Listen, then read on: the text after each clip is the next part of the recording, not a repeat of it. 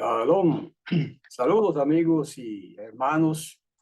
En esta ocasión estamos aquí para tratar un tema que es bastante controvertible, aún dentro de los círculos de la cristiandad y en el judaísmo y en algunos centros o círculos de judíos mesiánicos. También ha llegado a ser, digamos, controvertible este tema que tiene que ver con como he llamado el tercer misterio de los misterios que hemos estado considerando en estos días, en estas semanas, pues este es el tercero y último por ahora, ¿verdad? Misterio en el sentido de que ha sido un secreto a través de los siglos y que solamente en el tiempo de los apóstoles y los llamados apóstoles, ¿verdad? Los emisarios del Mesías, en el siglo I, fue develado este secreto divino.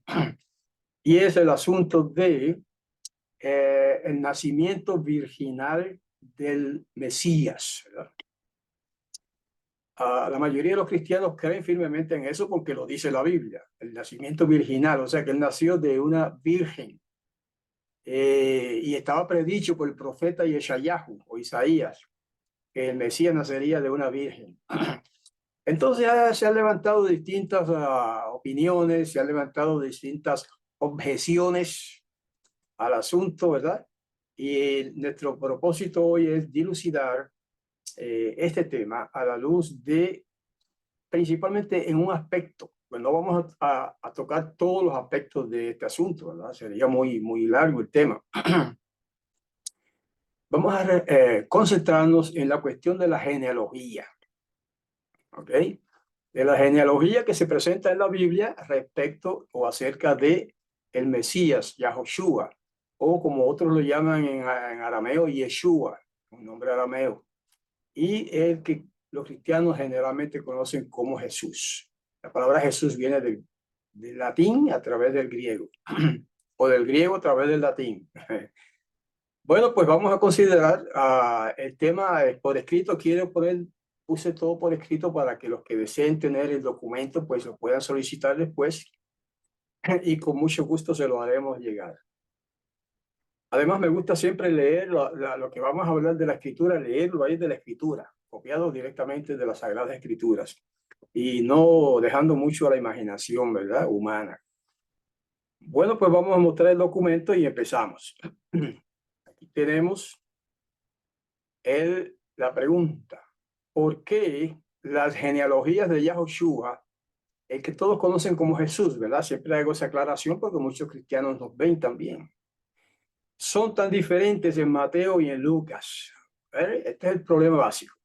La genealogía de Yahoshua, del Mesías, se presenta en dos lugares en las Escrituras Sagradas, o lo que algunos llaman el Nuevo Testamento, ¿verdad? Que más correctamente debería llamarse la Nueva Alianza o el Nuevo Pacto o las Escrituras del Nuevo Pacto.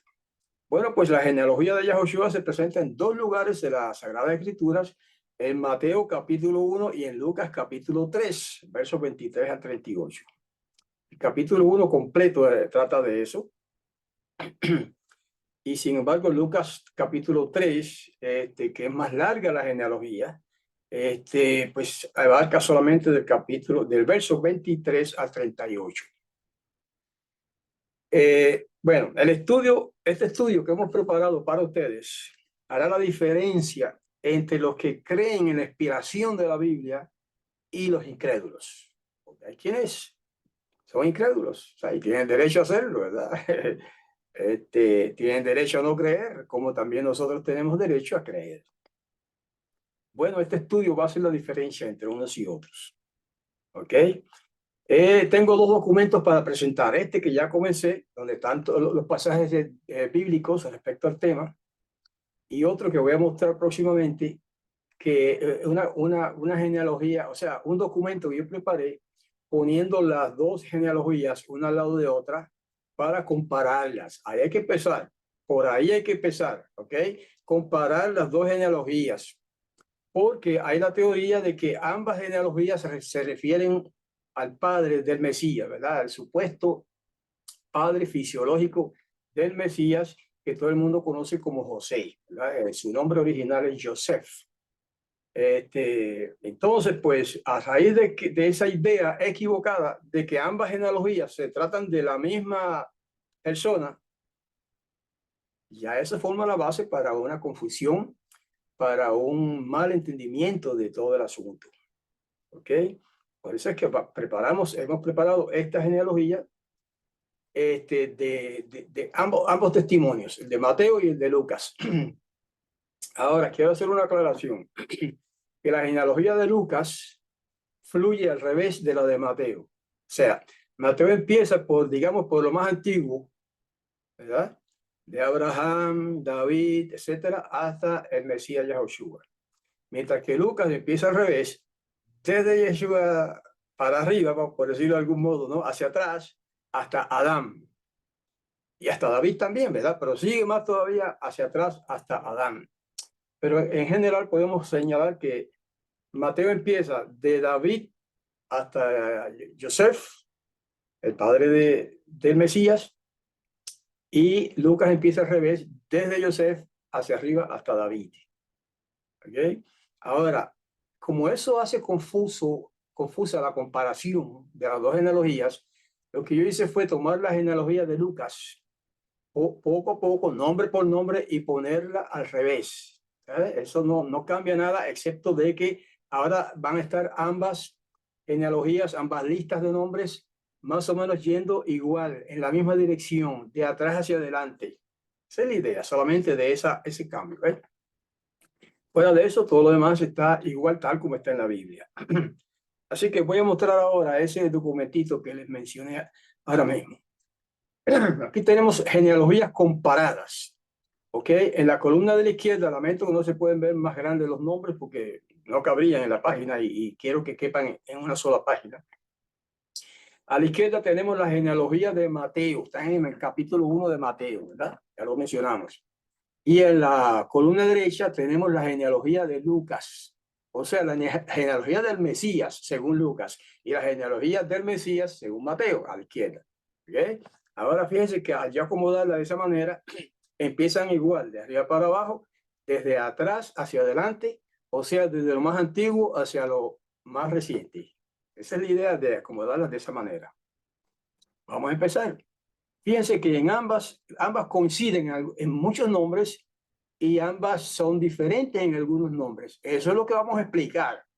Algunos se basan en esas diferencias para decir que hay contradicciones en la Biblia y para decir que algo ahí está mal, es falso.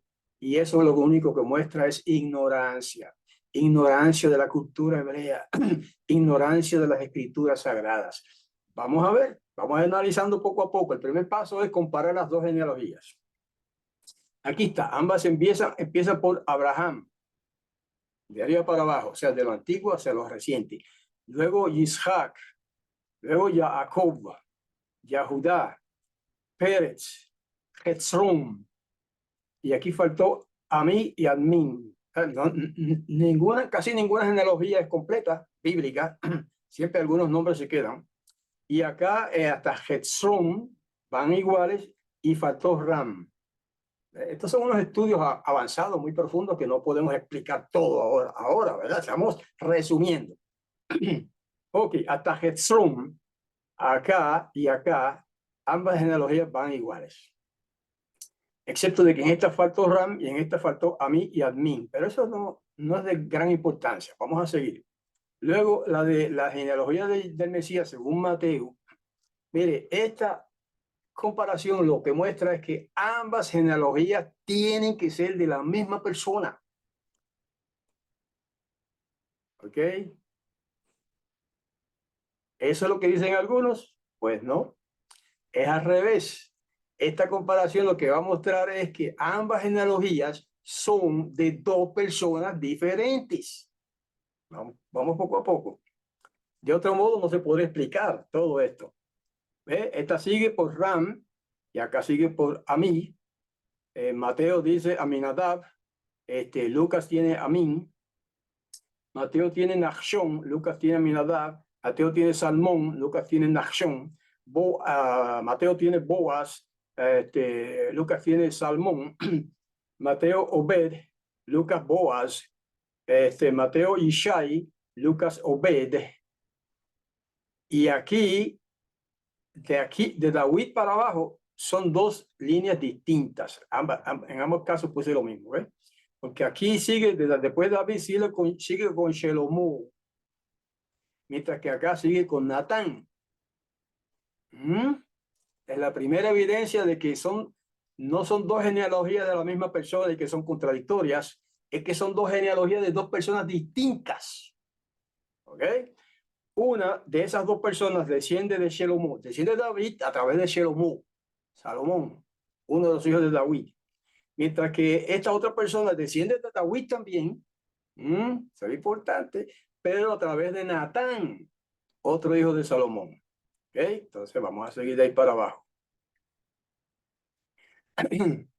Ahí está. De ahí para adelante tienen que ser diferentes en todo. Shelomo, Natán, Abiyá, Matatá, Asa, Maná, Yehoshafat, etcétera, etcétera, ¿verdad? No vale la pena seguir leyendo todos los nombres, ya sabemos que tienen que ser diferentes, porque unos son los descendientes de Shelomo o Salomón y otros son los descendientes de Natán, pero ambos son hijos de David. Ese es el punto importante. Por lo tanto, concluimos, antes de seguir, que de David para abajo son líneas distintas y obviamente esta es la línea de Joseph, que todo el mundo conoce como José, ¿verdad?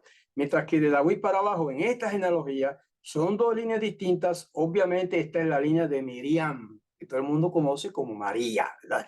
Y los católicos la llaman generalmente la Virgen María. Bueno, de aquí en adelante la evidencia es obvia de que son genealogías distintas y son genealogías de dos personas diferentes. Y la conclusión es que de la izquierda en la columna, acá, en la tabla, es la de Joseph. Esta es la genealogía de Joseph o José, y la de la derecha es la genealogía de Miriam o María. Obvio, de otro modo sería imposible entender esto. Bueno, pues entonces vamos a obviar el resto de los nombres. O sea, usted lo puede leer ahí, lo tienen a la vista y además pueden tener este documento si lo solicitan a hebraica@gmail.com y yo con mucho gusto se los envío. Pues por ahí siguen obviamente todos esos nombres distintos, ¿verdad? Vamos a seguir corriendo el documento hacia arriba. Ahora, el de Lucas, como es mucho más largo, tuve que doblar así, o sea, hacerlo así en dos partes. ¿Okay? La genealogía, según Mateo, llega hasta Jacob y Joseph y Miriam y después Yahoshua. ¿Okay? La de Lucas llega hasta un tal, acá, Matat, Leví, que se dice que es el padre de Joseph, y luego Joseph, hijo de Elí, y después Yahoshua. Ok, aquí es donde está la explicación, en resumen. Pero después voy a mostrar muchos pasajes, varios pasajes que muestran, que prueban que esto es así. Que el padre de Joseph, miren acá a la izquierda, el padre de Joseph, eso puse Miriam aquí porque Yahoshua desciende de Joseph y Miriam. Eso es lo único que significa esto. Joseph y Miriam. Y de ellos dos sale Yahoshua.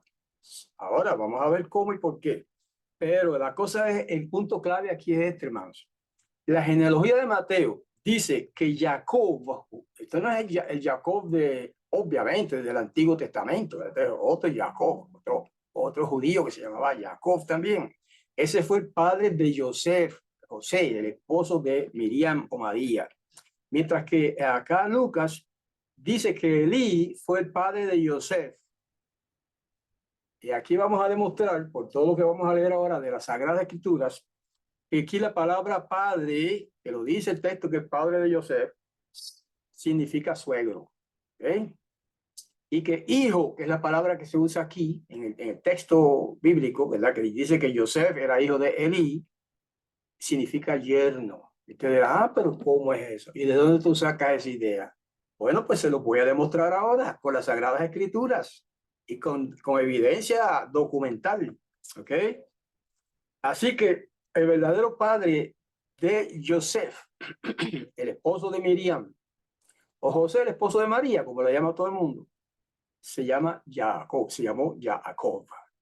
Entonces, Elí, que dice ahí el texto que fue padre de Yosef, ahí la palabra padre no significa padre como significa en otros pasajes. Ahí significa suegro. Bueno, más bien lo que se usa es la palabra hijo, ¿no? Dice que Yosef era hijo de Elí. Ok.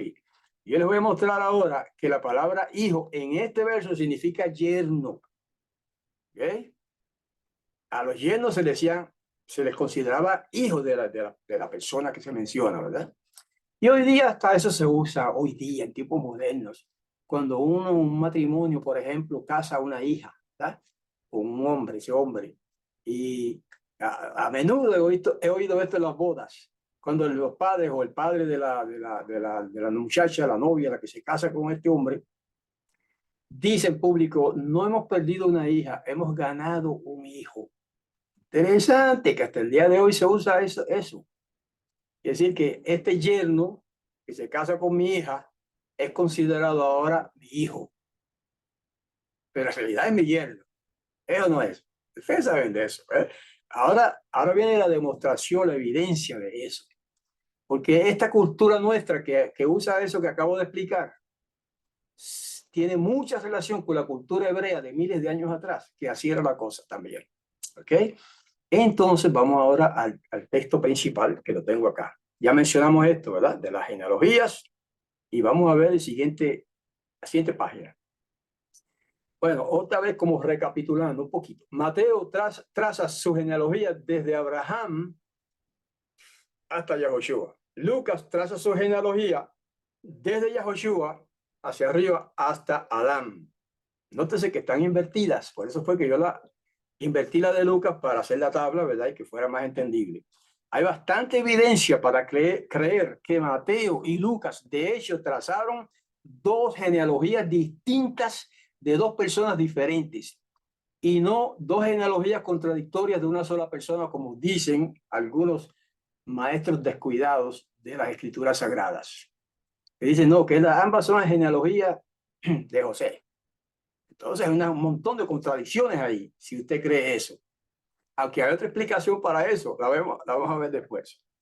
Así que ya vimos mi tabla, ¿verdad? De las dos genealogías comparadas y para facilitar el entendimiento, ya lo hicimos, ya lo explicamos, hay que invertir la genealogía de Lucas, lo que empieza desde ahora, por decirlo de alguna manera, ¿verdad? Desde el presente hacia el pasado, mientras que la de Mateo empieza desde el pasado hacia el presente.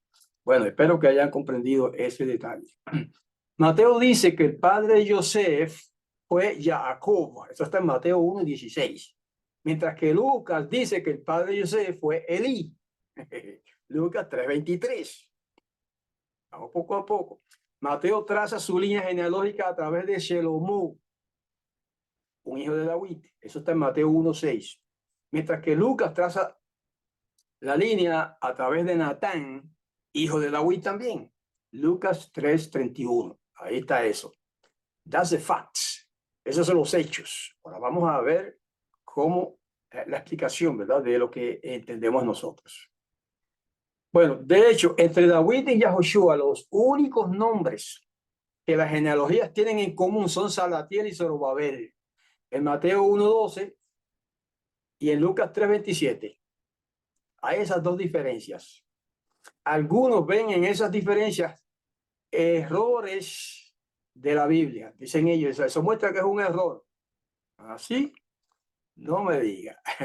Pero hermanos, los judíos eran extremadamente meticulosos con eso de preparar sus registros, especialmente las genealogías. Por eso es inconcebible que Mateo y Lucas registraran dos genealogías tan contradictorias de una misma persona. Es imposible. No cabe en ninguna cabeza, no cuadra. Es obvio que tiene que ser dos genealogías de dos personas distintas. Una es la genealogía de Yosef y otra es la genealogía de Miriam, que son los padres del Mesías Yahoshua. Después explicaremos eso lo de padre. Bueno, es parte del estudio. De nuevo, desde David hasta Joshua, las genealogías son diferentes. Claro, es que eso es así. Pero es obvio que la mención de Salatiel y Zorobabel se refiere a dos hombres diferentes con el mismo nombre. Y eso es bien común en las genealogías, que los nombres se repiten. Mateo dice que el padre de Salatiel era Jehonías, o como dice la versión Reina Valera, que se basa en el griego, Jeconías. Mientras que Lucas dice que el padre de Salatiel fue Neri. Era normal que un hombre llamado Salatiel nombrara a su hijo Zorobabel con el nombre de un personaje famoso. Y véase sobre eso los libros de Esdras y Nehemías, o Nehemías, ¿verdad? Pero poco a poco vamos a ir digiriendo esto cucharada a cucharada, ¿ok? Como de uno come, ¿no? Cucharada tras cucharada, no todo de una vez. Otra explicación que da el historiador Eusebio, yo no estoy de acuerdo con esta, pero la menciono, es que Mateo trazó el linaje primario o biológico y Lucas trazó tomando en cuenta los casos de levir, matrimonio por levirato. ¿Qué es esto? Bueno, es posible, pero ustedes verán después que no concuerda. Si un hombre, ¿y qué es eso de levir? Levir, el levirato, matrimonio de levirato. O sea, ellos dicen, Eusebio dice, tratando de explicar la diferencia, que lo que pasa es que en un caso se habla de un matrimonio real, o vamos a decir normal, y el otro hijo es producto de un matrimonio de levirato. Si un hombre, miren lo que dice aquí, si un hombre moría sin tener hijos, por orden de la Torá, su hermano tenía que casarse con la viuda para que tuviera un hijo que preservara el nombre del hermano fallecido. Eso es lo que se llama un matrimonio por levirato. Vamos a verlo. El Deuteronomio 25, 25, no, 25:5.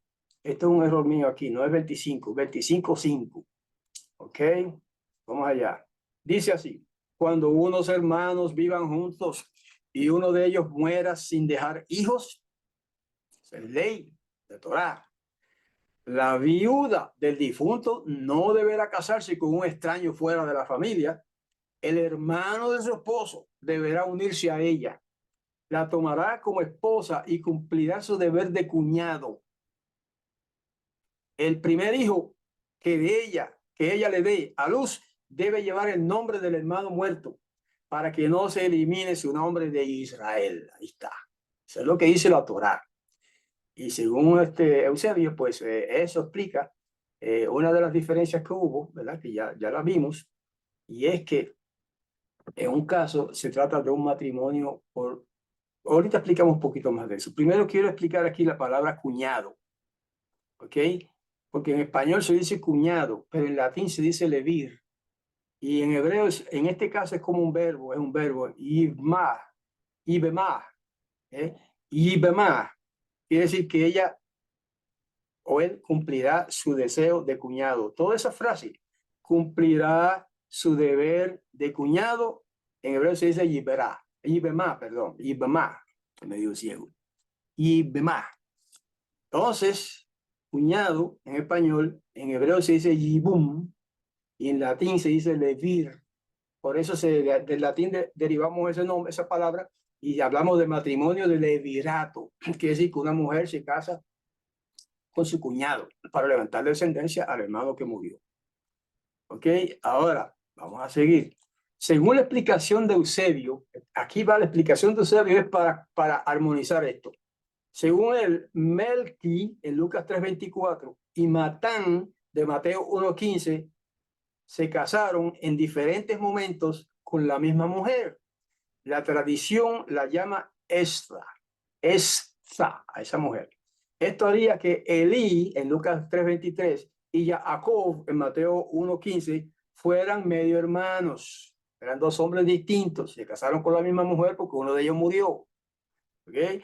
Eran medio hermanos. Elí entonces murió sin un hijo y así su medio hermano Jacob se casó con la viuda de Elí, quien dio a luz a Yosef. Esto hace que Yosef sea el hijo de Elí, legal, y el hijo de Jacob, biológicamente. Bueno, Eso pudiera ser una explicación de acuerdo a esos dos pasajes, pero el resto de la evidencia contradice incluso eso. Aunque suena bonito eso, pudiera resolver el dilema, pero no es, me parece a mí, la verdad. Aunque no es que sea imposible eso, pudiera ser, pero la evidencia en el otro sentido es más contundente y más abundante. Vamos a ver. Por consiguiente, tanto Mateo como Lucas están registrando la misma genealogía, según el historiador que ya cité, la de Joseph. Pero Lucas sigue el linaje legal, mientras que Mateo sigue el linaje biológico. Esa es la conclusión de ese historiador. Pero, tomando en cuenta toda la evidencia, que no hemos visto todavía ni la mitad, la mayoría de los eruditos bíblicos conservadores asumen que Lucas registra la genealogía de Miriam o María y Mateo registra la genealogía de Joseph o José. Para eso es donde hay mayor evidencia. Y la primera evidencia ya la vimos, que todos los nombres son distintos en las dos genealogías, menos uno, que dos o tres nombres, que se repiten en parte por la explicación del matrimonio del levirato y otros detalles que vamos a ver. ¿Ok? Vamos a seguir. Mateo sigue el linaje de Joseph, que es el padre legal de Yahoshua, a través de Salomón, el hijo de David.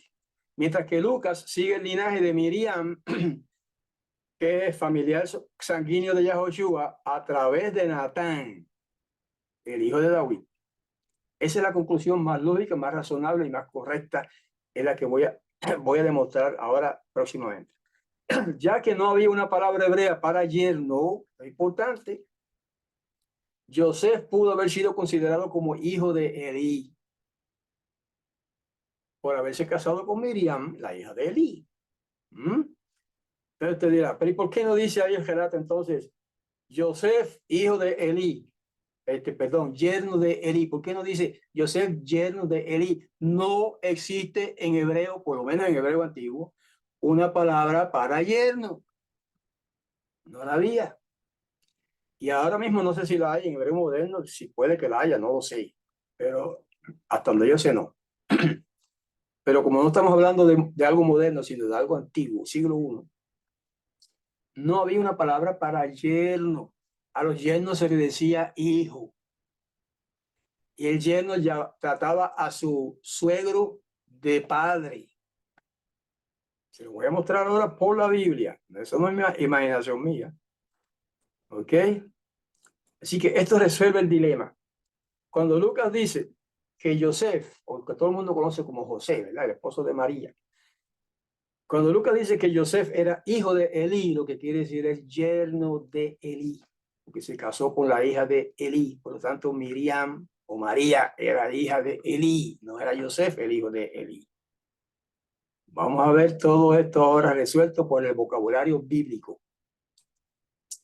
A través de ambos linajes, Yahoshua es en verdad un descendiente de David y por lo tanto es elegible para ser el Mesías, porque ahora mismo algunos incluso judíos mesiánicos están diciendo que él no cualifica para ser hijo, para ser el Mesías porque no es hijo de José, porque fue por un milagro que nació de una virgen, y si es así, entonces no es hijo de José, y literalmente, y por lo tanto no cualifica para ser el Mesías. Eso es un razonamiento torcido, hermanos. El trazar una línea genealógica por el lado de la madre es inusual, pero igual de inusual fue el nacimiento virginal. Otro tema. La explicación de Lucas es que Yahoshua fue el hijo de Joseph según se creía. Léalo ahí en su Biblia, Lucas 3:23. Dice Yahoshua o Jesús, ¿verdad? Si usted usa la Biblia de Reina Valera, pues le va a decir Jesús, hijo de José, según se creía. O sea que el escritor estaba claro que no era hijo de José literalmente, sino que se creía que era hijo de José, de Joseph. ¿Por qué? Porque Joseph lo registró en el templo como su hijo. ¿Ok? Según la costumbre del matrimonio por levirato, Yosef registra, no era su hijo literal, no es, pues si no, entonces fueron unos mentirosos, porque Miriam, cuando Yosef quería dejarla, usted sabe la historia, quería dejarla cuando vio que estaba encinta, porque él no había tenido relación con ella, por lo tanto él decía, pero hijo mío no es. Y ella dice, no, pues, es que yo no me he acostado con ningún varón. Cuando el ángel del cielo baja y le dice, ya usted sabe, ¿no? Estarás encinta, quedará encinta y será, etcétera, etcétera. El ángel le anunció que estaba encinta. ¿Y qué le dijo Miriam? La Virgen María, como la llaman los católicos. Pero ¿cómo va a ser si yo no he conocido varón? Eso quiere decir, yo no me he acostado con ningún varón. ¿Ah? Entonces los que no aceptan eso están diciendo que ella fue mentirosa. Y ahí pecan contra ella y contra la verdad. ¿Ok? Por eso Lucas aclara, Joseph Yahoshua era hijo de Joseph o de José, según se creía, porque era la costumbre que cuando había un matrimonio por levirato, ¿verdad? Que este hombre se casa con la viuda de su hermano porque su hermano murió y no tuvo hijos, entonces el hijo que este hombre produzca con la viuda se consideraba hijo suyo y lo registraba en el templo, en los registros del templo de Jerusalén, como su hijo. Y por eso está esa expresión de Lucas. Yahoshua, hijo de Joseph, según se creía. Pero hay mucho más. El uso, vamos a estudiar ahora un poquitito de hebreo, así bien breve. El uso de los términos ben, que significa hijo, y abba, que significa padre, en los textos hebreos. Eso lo vamos a analizar así ahora, pero muy brevemente. Esta sección es importante, hermanos, para que se entienda que los términos hijo y padre en hebreo no siempre se pueden tomar literalmente, no siempre, sino que a veces tienen otros significados que no son el significado literal de hijo y padre. Vamos a ver eso ejemplificado con textos de las escrituras sagradas. Primero sobre la palabra hijo, ¿ok? Primera de Samuel, capítulo 17, verso 12. Dice, David era el hijo de cierto efraimita de Betlehem llamado Yishai. Este tenía 8 hijos, Yishai. Y en tiempos de Shaul, el rey de Israel, ya estaba viejo, Yishai, avanzado en años. ¿Okay? Tenemos que empezar por ahí, para aclarar que David era hijo de ¿quién? De Yishai. En algunas Biblias dicen Jesé, es una manera torcida de poner el nombre de un hebreo. Jesé, no, él no se llamaba Jesé, se llamaba Yishai. Anyway, ahí lo dice, que David era hijo de Ishai. Esa es la verdad, esa es la realidad. Eso es, no hay manera de cambiarlo. Ahora, vamos a ver los siguientes textos. En Samuel 17, primera de Samuel, 17:28, perdón, 17:58. A veces veo un nombre, un número y leo otro. Ya, Shaul le preguntó a David, ¿de quién eres hijo, muchacho? O sea, ¿de quién eres tu hijo, muchacho? Y David contestó, hijo de su servidor Yishai, el betlehemita. Claro, David le responde al rey Shaul. Shaul era el rey de Israel. Y David, ya joven, grande, pero joven, le dice al rey, soy hijo de su servidor Yishai, el betlehemita.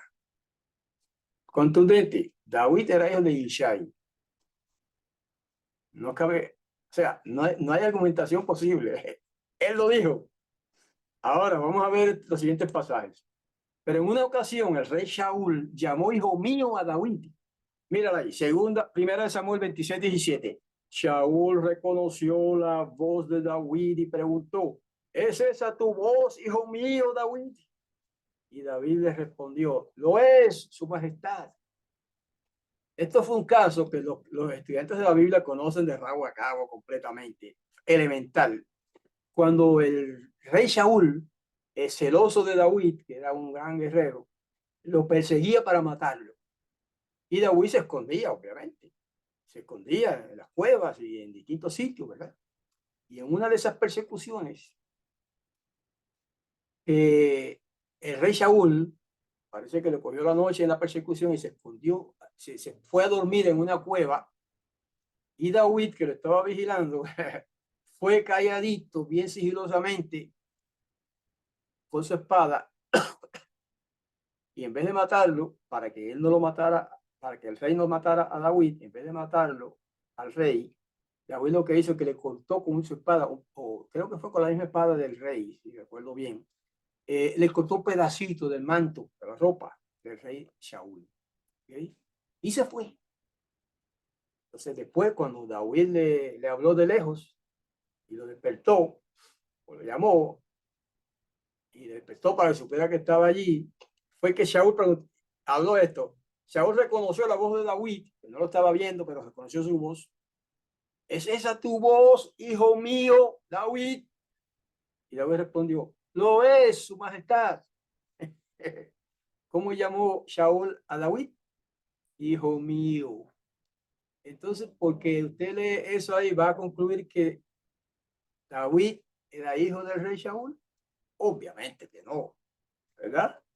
Ahí la palabra hijo no significa eso, pero hay más. En Mateo 1:1 dice, este es el registro, esto es para comparar una cosa con otra, ¿verdad? Este es el registro de los antepasados de Yahoshua el Mashiach, hijo de David, hijo de Abraham. Ah, ¿en verdad Yahoshua era hijo de David o era hijo de Yosef? ¿En qué quedamos?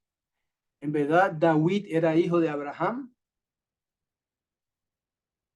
Es obvio, ¿verdad? Que aquí la palabra hijo significa otra cosa. ¿Mm?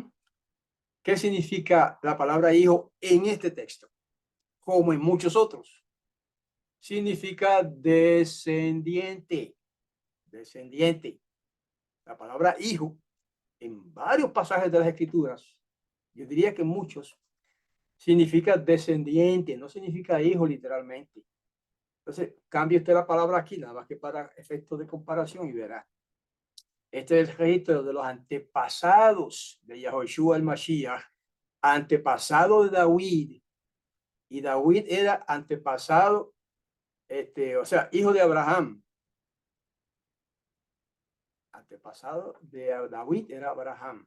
El antepasado de Yahoshua era David. Eso es lo que dice ahí. Lo que pasa es que al usar la palabra hijo, pues alguien pudiera confundirse, pero solamente se confundiría si está en ignorancia de la realidad del lenguaje hebreo y de cómo se traducen las escrituras.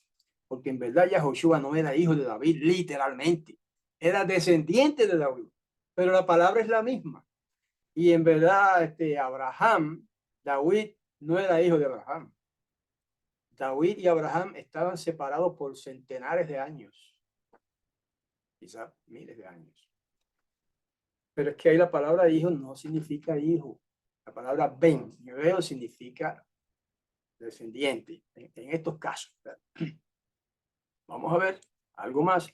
El mensajero celestial, un ángel, llamó a Yosef hijo de David. Otro ejemplo.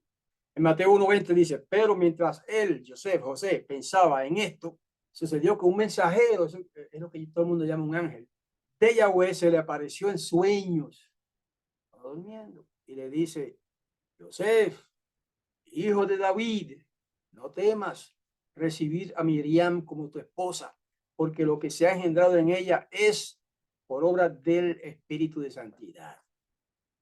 Esta revelación se debe a que José, al darse cuenta de que Miriam estaba encinta, porque ya era obvio por su vientre, pensó que ella le había sido infiel, y y él podía hacer una de dos cosas. Podía acusarle de adulterio, en ese caso la apedreaban a ella, o como mínimo, si no la apedreaban, quedaba avergonzada y desechada de la sociedad, como mínimo. No va por haber que la apedrearan. Él no quería eso, porque la amaba mucho y era un hombre justo. Todo eso lo dice la escritura. Por lo tanto, decidió dejarla en secreto, escaparse en secreto. Y ahí fue cuando en un sueño se le parece ese ángel y dice, hijo de David. El punto ahora de interés es que le llama a Joseph, hijo de David. Eso quiere decir descendiente de David. Entonces le dice, no temas recibirla como tu esposa, porque lo que se ha engendrado en ella, en otras palabras, no es de otro hombre, es por obra del Espíritu de Santidad. Ustedes notarán que aquí la palabra, la frase por obra es añadida, ¿verdad? Yo la añadí para aclarar, porque literalmente dice, lo que se ha engendrado en ella es del Espíritu de Santidad, del Espíritu Santo. Pero no quiere decir, si usted lo toma literal, significaría que el Espíritu Santo, si es que es una persona, como todo el mundo cree, es el padre del Mesías. Pero eso no cuadra entonces, porque el padre del Mesías es Yahweh, el padre.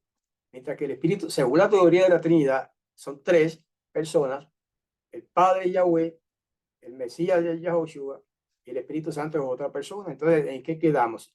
El Padre de Yahushua, del Mesías, del que llaman Jesús, ¿fue Yahweh el Padre o el Espíritu Santo? ¿Ve el problema cuando uno considera y entiende que el Espíritu Santo es una persona igual que el Padre? Ahí lo que dice la traducción, esa es exacta y correcta. Lo que se ha engendrado en ella es por obra del Espíritu de Santidad. O sea, no es que el Espíritu, otro ser que se llama Espíritu Santo, engendró a María. No, es que por obra, por el poder del Espíritu de Santidad, que es lo que emana del Padre, fue que ella quedó encinta. Ahora, aquí yo voy a añadir una especulación mía. Bueno, no es mía solamente, yo la he leído de otras personas también, otros maestros de Biblia. Esto lo que quiere decir es que la fertilización del óvulo en el vientre de Miriam, ¿verdad?, para producir su hijo, que se llamó Yahoshua o Yeshua según arameo, o Jesús en griego. En griego no, Jesús en español. En latín es Jesús y en griego Jesús. Y de ahí viene el Jesús español. Pero eso es otro tema. La cosa es que la fertilización de ese óvulo que produjo ese niño en el vientre de Miriam se produjo por medio del poder de Yahweh, que es el Espíritu de Santidad. Ahora, ¿cómo lo hizo?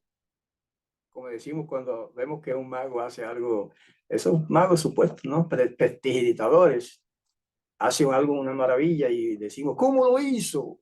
En asombro. Bueno, pues ¿cómo lo hizo Yahweh para engendrar a Miriam, a Yahoshua en el vientre de Miriam? Eso no lo sabe nadie, no se ha explicado. Pero podemos especular, nada más que por, no sé, por hacer un ejercicio cognoscitivo, un ejercicio intelectual, podríamos decir dos cosas. El Todopoderoso, porque fíjense, no estamos hablando ahora de cualquiera, el Todopoderoso fue el que hizo eso. Él pudo haber creado un esperma, que es lo que el hombre pone, ¿verdad?, para fertilizar un óvulo dentro de una mujer. El hombre pone simplemente una celulita tan pequeñita que no se ve, solamente con un microscopio se puede observar. Y esa celulita se llama esperma o espermatozoide. Y el creador el Todopoderoso pudo haber creado un esperma y haberlo puesto en el vientre de Miriam. Y ahí es hijo de Yahweh, hijo de Elohim, a la misma vez, y de Miriam. Pero Joseph queda fuera del cuadro. Ahora, ella lo único que dijo es, yo no he conocido varón. O sea, yo no me he acostado con ningún varón. Pero entonces la otra explicación especulativa, claro que es una especulación. No estoy diciendo que esto la Biblia dice esto, pero es una especulación razonable, lógica y que puede ser correcta. Es que el Todopoderoso, que todo lo puede, el título lo dice, pudo haber sacado de José, un esperma y haberlo puesto en el vientre de Miriam. Fácil. Para él eso es un jueguito, eso es una tontería, para eso es súper sencillo. Pudo haberlo hecho así. Y en ese caso, Yahoshua sería hijo de Joseph también, no solamente por ley, sino también por naturaleza, o físicamente, por la carne. Porque ella lo único que dijo es que yo no me he acostado con ningún varón. Y eso fue verdad. Pero pudo haber sido engendrado por Joseph por el poder del Espíritu de Santidad. Ahora, ambas de esas dos teorías son eso, hermanos. Interpretaciones, teorías, especulaciones. Lo importante no es saber cómo lo hizo. Lo importante es saber que lo hizo. El Todopoderoso lo hizo. Eso es lo importante. Hizo que esa muchacha virgen sin haberse acostado con ningún hombre quedara encinta. Y después Joseph lo registró como su hijo porque el ángel le dijo que sí, que no la dejara, que aceptara eso, porque eso fue obra del Espíritu de Santidad, que es el poder del Todopoderoso. Sencillo, hermanos. Elemental. Lo que pasa es que solamente creen los que son llamados a creer. Hay quienes no creen ni esto ni nada, porque no son llamados. Y en otra parte, la Escritura dice, porque el mismo Mesías dijo más tarde, porque muchos son llamados y pocos los escogidos. Así que a uno de los muchos que han sido llamados, no todos van a entrar a la salvación, hermanos. Pocos. Esos son los que creen en la Escritura, creen en el Mesías, creen que ellos dijeron la verdad, José y María y los que escribieron estas cosas, creen que relataron la verdad. Y usted dirá, pero eso hay que creerlo por fe. Por supuesto, yo no estaba allí, usted tampoco. Pero entonces si lo dice ese registro sagrado y el Mesías no negó nada, no contradijo, mejor dicho, nada de eso, pues entonces, ¿por qué no creerlo? Ahora, hay más. El pueblo judío que esperaba al Mesías lo llamaba por costumbre al Mesías. No estoy hablando ahora de Yeshua o de Jesús. Estoy hablando del Mesías antes de nacer este hombre. Antes de José y María y toda esa historia. Antes de eso, los judíos creían que el Mesías, cuando viniera, iba a ser hijo de David. Otra vez, queriendo decir descendiente de David. ¿Okay? Mira ahí, Mateo 9:27. Mientras Yahoshua salía de allí, cierto lugar, lo seguían dos ciegos que clamaban, no veían, se clamaban a gritos y decían, ten misericordia de nosotros, hijo de David. ¿Cómo lo llamaban los ciegos? Hijo de David. Porque ese era el título que le daban los judíos al Mesías, que no había venido todavía. No había venido y ya lo llamaban al Mesías cuando venga, hijo de David. Y mira en Mateo 12:23, toda la gente estaba atónita y decían, ¿no será este el hijo de David? Okay. ¿Ah? La gente, ¿no será este el hijo de David? Cuando veían que este hombre hacía maravillas, hacía milagros. ¿No será este el hijo de David? ¿Qué quiere decir eso? ¿No será este el Mesías? Por lo tanto, para ellos, para el pueblo judío, el Mesías y la frase hijo de David eran sinónimos, significa lo mismo. ¿Okay? Ya pasamos sobre la palabra hijo. Vamos a ver ahora la palabra padre en las escrituras, para que vean que no siempre significa padre literalmente. David llamó amo al rey Saúl. Mira, primera Samuel 24:11. Cuando dice aquí verso 12, entre corchetes, quiere decir que en el texto hebreo es de verso 12, pero en el texto griego es 11. Dice, por favor, amo, fíjese bien en el borde de su manto que tengo en la mano. ¿Se acuerda lo que ya relaté? Que pasó en la cueva. Porque cuando corté el borde de su manto, no lo maté a usted. Usted debe ver claramente que no he hecho nada malo ni rebelde y nunca lo he perjudicado. Sin embargo, usted está decidido a quitarme la vida.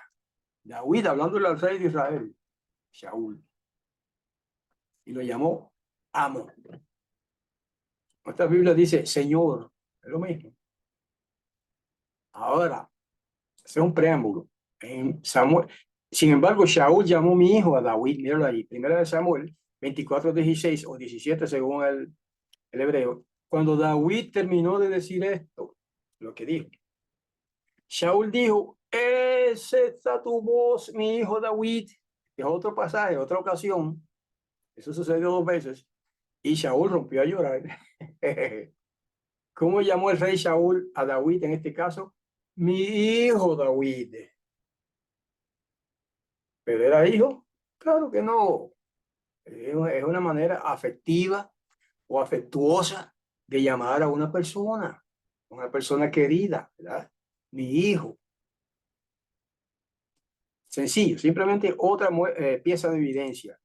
Eliyahu y Elisha, o sea, Elías y Eliseo, son los nombres que le dieron en griego. En hebreo ellos se llaman Elisha, Eliyahu y Elisha. ¿Eran padre e hijo? Pregunto. En Segunda de Reyes 2:11, mientras ellos, Eliyahu y Elisha, iban y conversaban, un carro de fuego con caballos de fuego los separó a los dos y Eliyahu se elevó hacia el cielo en un torbellino. De ahí concluyen muchos cristianos que Eliyahu o Elías fue llevado al cielo. No, eso no lo dice la escritura. De hecho, el Mesías dijo más tarde, nadie ha subido al cielo, sino el Hijo del Hombre, que era él. Así que Elías no subió al cielo. Lo que dice ahí es que fue elevado hacia el cielo.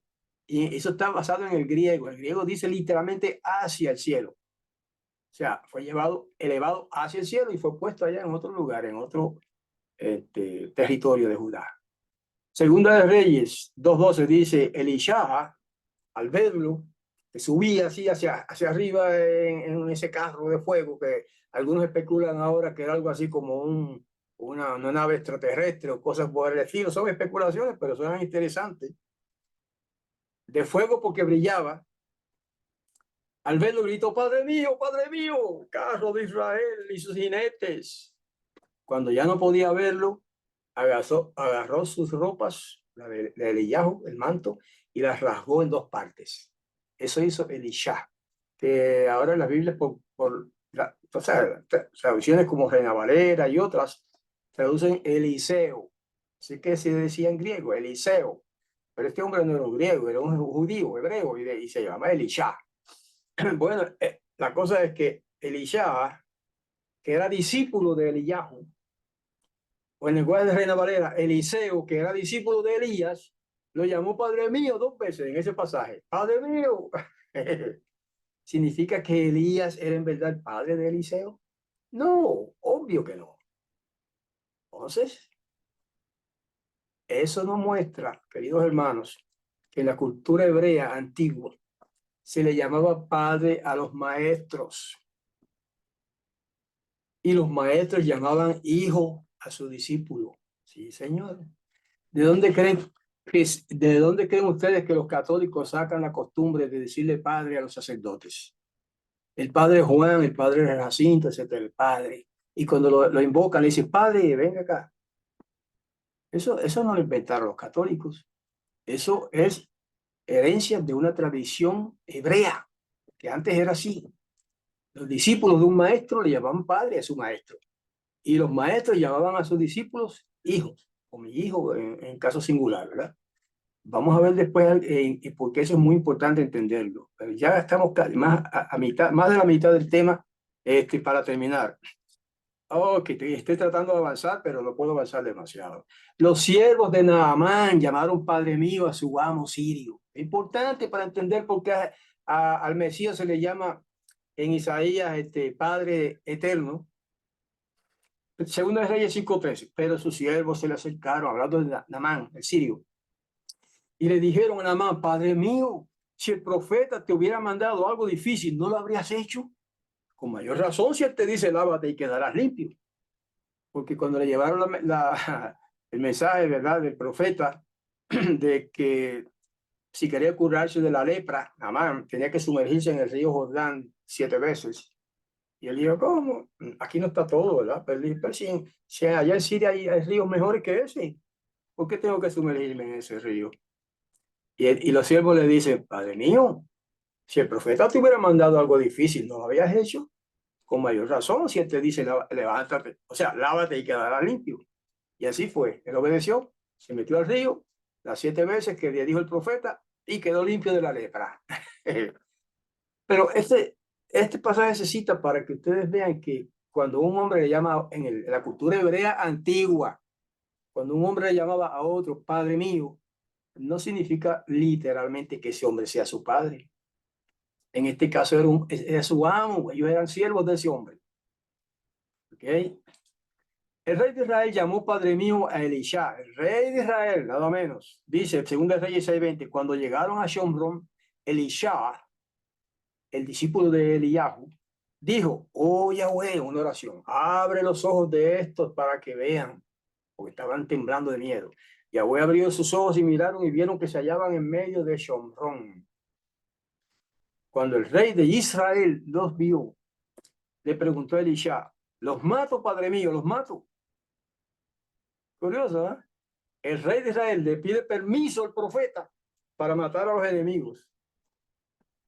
Y él le respondió, no, no, no los mates. ¿Matarías a los que temas, a los que tomas cautivos con tu espada y con tu arco? Más bien pones delante pan y agua para que coman y beban y se vuelvan a su amo. Qué misericordioso, ¿eh? Este profeta verdadero del Todopoderoso. Cuando era la costumbre matar a los enemigos, así, porque estaban en guerra, porque eran enemigos. Y el profeta le dice, no, no los mates.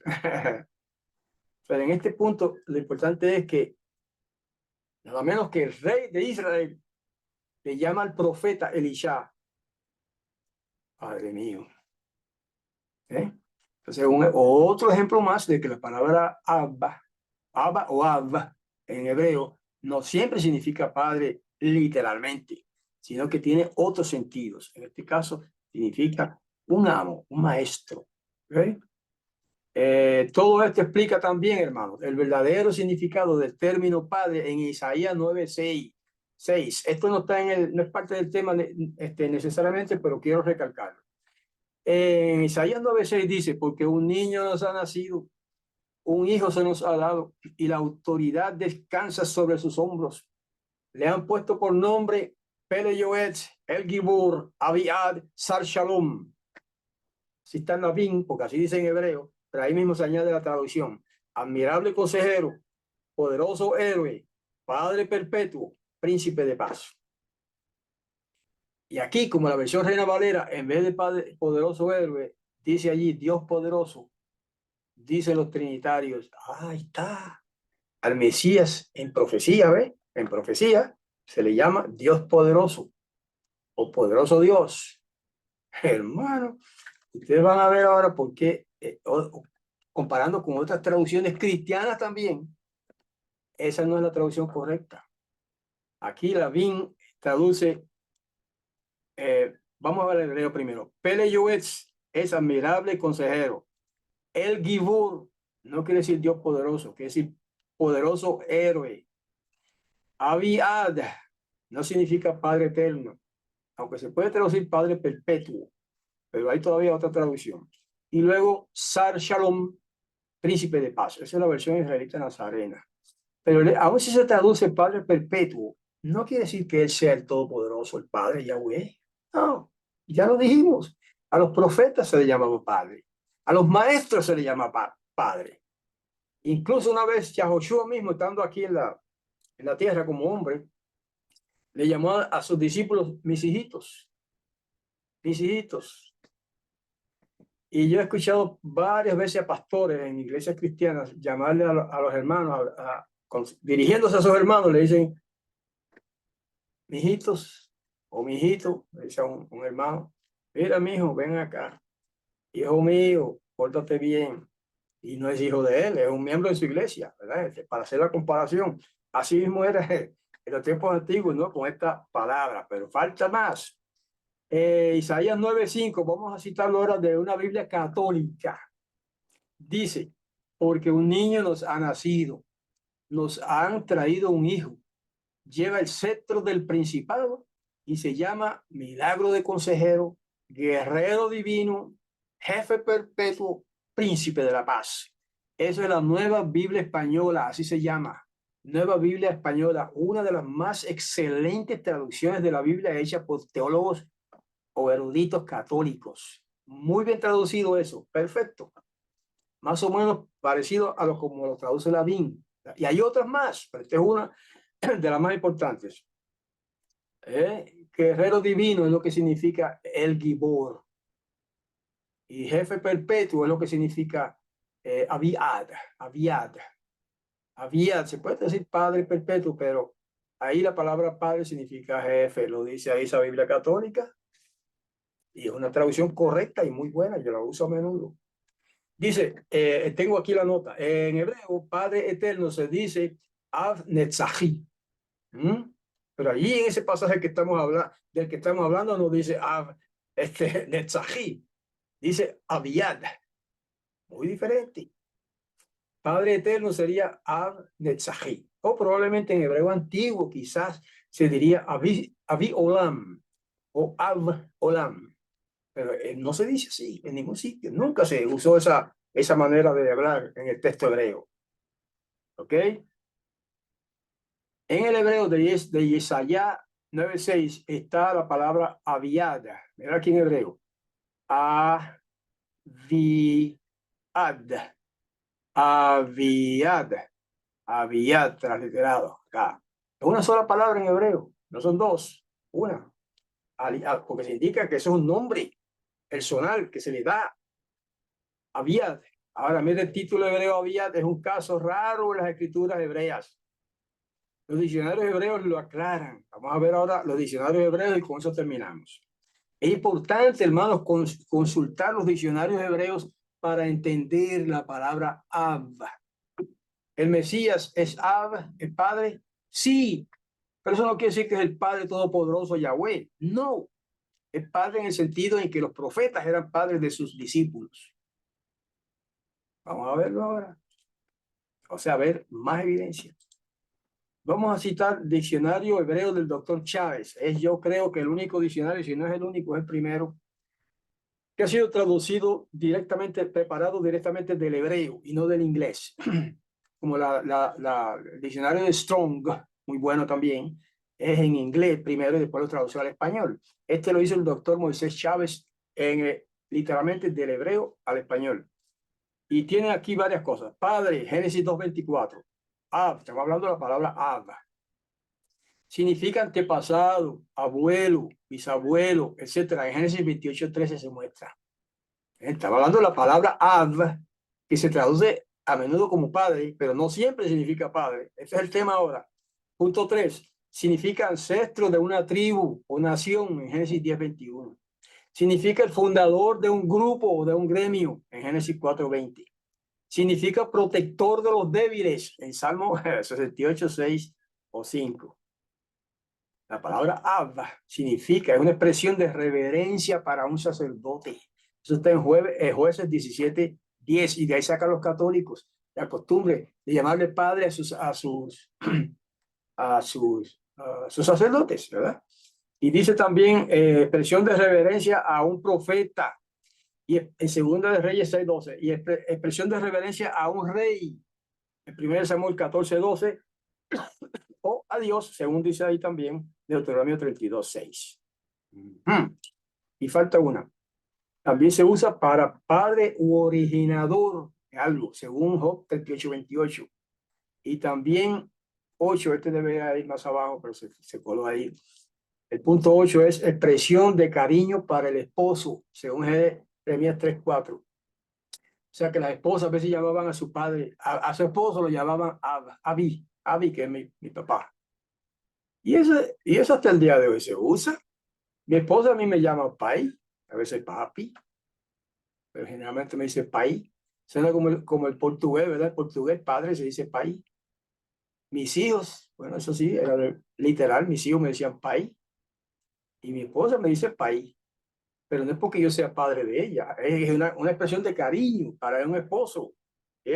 Y también está la palabra betav, que significa casa paterna. Y ahí están los pasajes que hablan de eso.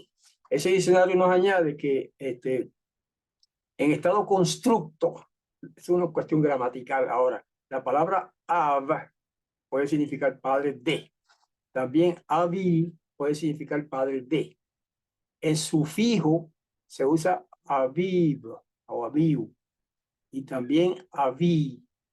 Y también Abi, que sufijo quiere decir, por ejemplo, un nombre como Abimelech. Abimelech, el nombre de un hombre. Pues se compone de dos palabras, Abi y Melech. Abi significa mi padre y Melech significa rey. Entonces, el nombre de Abimelech significa mi padre es rey. Para dar un ejemplo. Y también Abi con otras vocales. Y Abi con otra vocal. Y en plural se dice Avot. Aquí le falta un puntito arriba de la bet. Se me quedó ese puntito para que diga Avot, padres, plural. Y en constructo, forma constructa, quiere decir que al traducirlo se dice padre de ser constructo. Significa Avot también con una wow aquí. ¿Ok? Y como sufijo se dice tai. Bueno, eso ya son complicaciones gramaticales del hebreo, ¿verdad? No se preocupen mucho por eso. Diccionario hebreo del doctor Strong. Ya con esto terminamos. Av. Está la palabra que se le aplica al Masías, se le aplica a los reyes, y se le aplica al profeta, ya vimos todo eso, ¿verdad? Y aquí lo define, palabra primal o primordial. Padre en aplicación literal e inmediata. Eso es lo que dice allí. Figurada y remota significa abuelo, antepasado, descendencia, padre, paterno, por patrimonio, principal, comparativa, en nombres como Abi, ya lo dijimos, como Abiezer, Abimael, etcétera, ¿verdad? Genitivo también. Y otras complicaciones gramaticales que no vamos a tocar. Ahora, ¿cómo pueden apreciar ustedes, hermanos, el diccionario hebreo del doctor Chávez? Esta es mi opinión. Es superior a los demás que conozco, con la excepción del afamado diccionario hebreo de Gesenius, que lo tengo por ahí, no a la mano ahora, pero lo tengo por ahí en la bibliotequita, que es el mejor diccionario hebreo, solo que está en inglés. Diccionario hebreo de Gesenius. Resumiendo, Gesenius presenta muchos sentidos diversos de la palabra Av en hebreo y da muchos ejemplos de las escrituras hebreas. Por eso no puedo mencionar aquí todo eso porque es larguísimo, ¿verdad? Pero resumiendo, dice Gesenius que le llaman el padre de la gramática hebrea, que la palabra Av se entiende de, ahora leemos acá, de cualquier antepasado, de un abuelo, de un bisabuelo, colectivamente de antepasados remotos. Esos son los avot. Y también es usado el término del fundador o primer antepasado de una nación.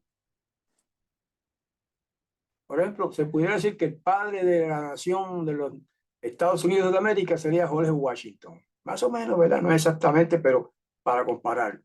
Del autor o hacedor de cualquier cosa.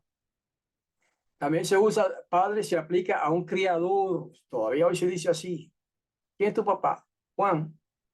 Ah, pero ese, sí, pero lo que pasa es que él me crió. Como él me crió, es mi papá. Eso es lo que dice aquí. Padre se aplica a un criador o proveedor, como el que otorga beneficios a otro, como un padre. Punto 5, se usa de un amo o maestro. En ese sentido, Yahoshua es nuestro padre. Pero no es quiere decir que es el Padre Todopoderoso Yahweh. No, como maestro se le puede llamar padre. No se acostumbra ahora eso, ¿verdad? Pero en la antigüedad sí. 6, especialmente el padre del rey, nombrado dado a su supremo consejero. Fíjense que al consejero del rey, consejero principal de un rey en la cultura hebrea, el rey le llamaba padre, a mí, mi padre. Se usa además para expresar íntima conexión o relación. Incluso en árabe y en etíope la palabra padre se usa también para poseedor, alguien que posee algo, el padre. Y se usa de alguien que está dotado de algo o que excele en ello. Es el padre de la gramática. Por ejemplo, Gesenio se dice que es el padre de la gramática hebrea. ¿Qué quiere decir eso? Pues que es el principal exponente de la gramática hebrea. Para cada caso, Gesenio ofrece múltiples ejemplos de las escrituras hebreas. Por ser tan abundante la evidencia escrita, no puedo copiar y traducir aquí todo en este momento. Por eso está ahí el libro, lo tengo en la biblioteca. Si alguien pregunta, o bueno, puedo darle un poco más de ayuda. Los interesados pueden encontrar todo esto en la monumental obra gramatical que se llama así, Gesenius Hebrew and Chaldee Lexicon. ¿Ok? Léxico, antes que traducirlo al revés, léxico, caldeo y hebreo, o hebreo y caldeo de Gesenio. Publicado por la W.M.B. Eldman's Publishing Company en Grand Rapids, Michigan, USA. Puse todo eso ahí porque si a alguien le interesa, pues puede solicitarme este documento. Yo se lo envío con todo gusto. Y usted entonces busca esas cosas, esa información, esa publicadora, esa compañía, y a lo mejor puede comprar ese libro también ahí por internet. ¿Ok? Queridos hermanos, con esto termino mi presentación para demostrar con ejemplos de la Biblia, no de mi imaginación, ni no de lo que me dijo aquel o me dijo el otro.